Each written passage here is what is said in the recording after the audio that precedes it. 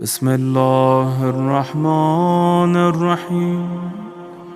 السلام عليك يا أبا عبد الله، السلام عليك يا ابن رسول الله، السلام عليك يا خيرة الله وابن خيرته، السلام عليك يا ابن أمير المؤمنين وابن سيد الوصيين، السلام عليك يا ابن فاطمة سيدة نساء العالمين، السلام عليك يا ثار الله وابن ثاره والوتر الموتور، السلام عليك وعلى الأرواح التي حلت بفنائك، عليكم مني جميعا سلام الله.